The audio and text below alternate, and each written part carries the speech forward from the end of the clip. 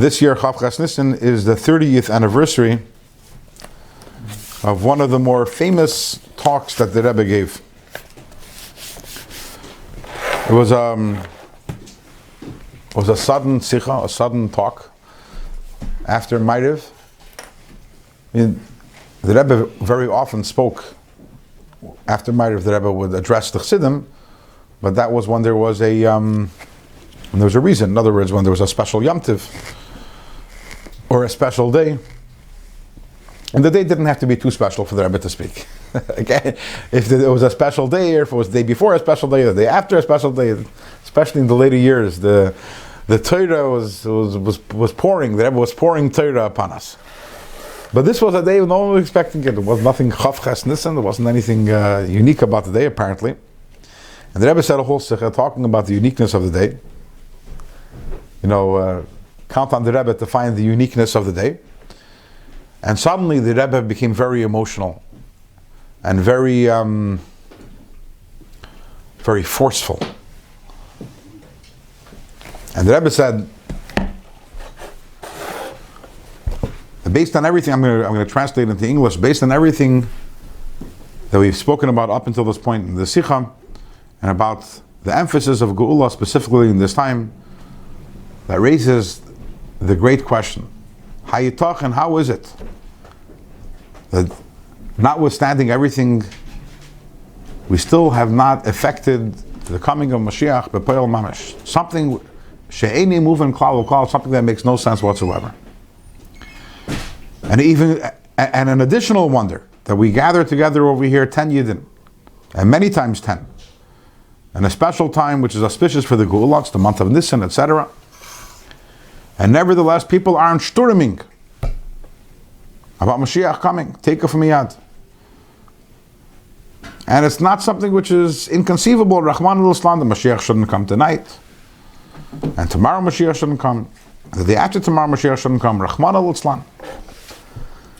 And even when people scream Ad Masai, it's because they were told to do it. If they were to actually have kavana, and they actually were to request and scream Ad Masai with an emes, bevadai, certainly Mashiach would have come already. What more can I do that all the Yidden should scream and shout and make a tumul be'emes and affect the coming of Mashiach b'poel? Because everything that I've done up until now has not helped. And the proof is that we're still in galus. And moreover, not only in a physical galus, but still in a spiritual galus when it comes to Avodas Hashem. The only thing that I can do is I give over this to you. And I'm telling you, do all that you can. Things that might be crazy, but in a normal way. A little comment. In other words, break out of the box, but don't actually go crazy. To bring Mashiach Tzedkenu, take it from Yad Mamash. Yiratzin that finally will find 10 Yidden that will action Zechayin, they will be stubborn. That they will have to be poyel by Hashem, and certainly they will be poyel by Hashem, because the pasuk says Ki am kshei eirafu, that we are a stubborn nation, and that's something which is a positive thing. And therefore, our stubbornness is what brings about that Hashem should forgive us. And these people with their stubbornness will bring them with the Gula Mitzvah Shlema, take it from Yad Mamash. And in order to make it even quicker, Mashiach should come, I will, to add something, I will give every one of you a shliach mitzvah to give to tzedakah. I will give $1 afterwards, and gedoyel tzedakah shemekareves hagula. And I have done what I can, and from here on, you do whatever you can. And Yiratzin that will find amongst you one person, 2 people, 3 people that will come up with a plan what to do and how to do. And the main thing is to effect, to bring the Geula mitzvah shlema b'poel mamish, take it miyad mamish, u'matech simcha v'tul levav. Very, very powerful sikha. Very obviously, it shook all the chassidim to the core, and the full impact of the sikha didn't become clear until a few months later and a few years later, when right now we understand what the Rebbe is saying, that he gave it over to us. And the Rebbe said he did what he can, and it wasn't enough.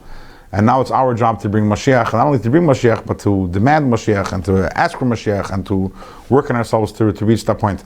And, after the Rebbe spoke the Sikha, so there were people who came to the Rebbe and like, okay, Rebbe, no, you have to bring Mashiach, and if you can't do it, we for sure can't do it. But yeah, right? There was a very famous singer who went by the Rebbe by dollars 3 days later and told the Rebbe, I bought you tickets to Eretz Yisrael. If you go to Eretz Yisrael, Mashiach will come. And the Rebbe told him, no, you didn't hear what I said. I said, you guys have to do it. Not me. You guys have to do it.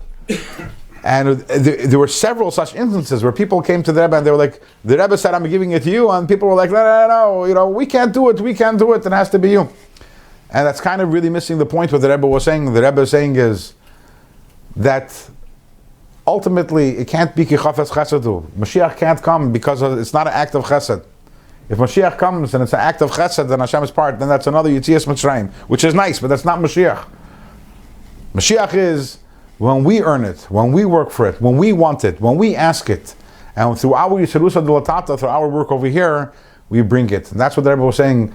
I'm trying to inspire you, but there's a limit to what I can do. At the end of the day, you have to do the work. I can't do it for you. Moshe Rabbeinu couldn't make the Mishkan. The Yidden needed to make the Mishkan.